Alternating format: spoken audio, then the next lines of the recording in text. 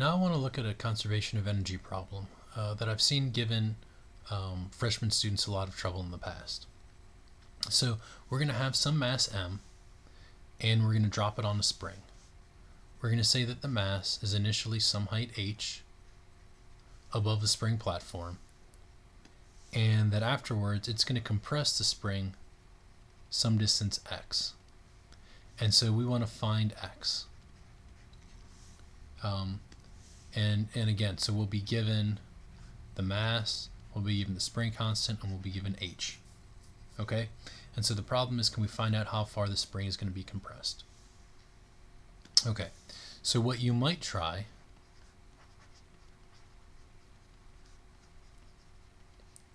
and what I've seen a lot of people do is they'll set it up something like this. You'll say, well, mgh is the initial energy, and then that's equal to 1/2 mv squared, which is the kinetic energy when the block has fallen to this point. And so then you can solve that. We've already solved this equation before. It's the square root of 2gh. And then you say, well, we take that energy and we set this equal to the spring energy, because we're completely compressing the spring. And so then, we've solved this equation for, this is telling us that x is the square root of m over k times the velocity. But this is incorrect, okay? This is not right. Now, why isn't it right? I want you to pause the video now and go back and look at what we did, and I want you to think about it for a minute and see if you can figure out what we're doing wrong in these steps. And once you've done that, then come back and I'll show you what we're doing. Okay, so here's what we did. Initially, we said that we had our initial energy is equal to mgh. So in other words, here we set our potential energy equal to mgh. Then in the second step, we said that we had no potential energy, it was all kinetic, right? So the potential energy is 0 here. And then at the end, we said we had, so I'll call this the gravitational potential energy. So at the end, we said it was all in the spring. But remember, we've been compressed down a distance x. So we actually have gravitational potential energy equal to minus mgx.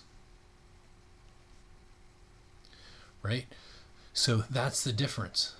We left off the potential energy due to gravity in the final part of our equation.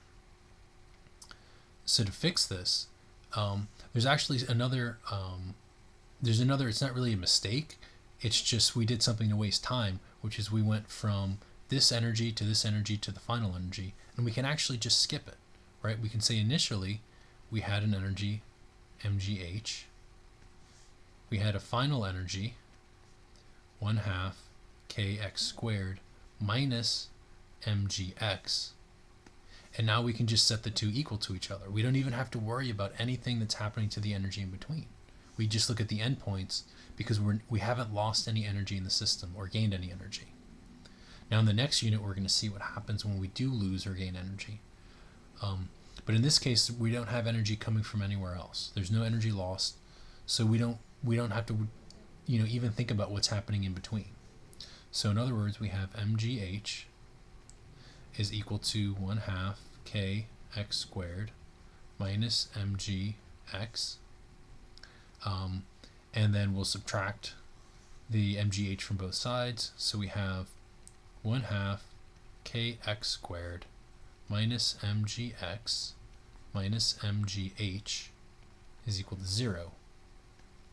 And now we can solve for x using the quadratic formula. So we see that x is equal to mg plus or minus the square root of m squared g squared minus 2k mgh all over k.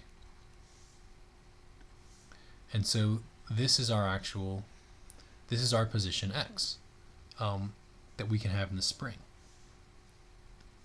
But notice we have a plus or minus here. What does the plus or minus mean?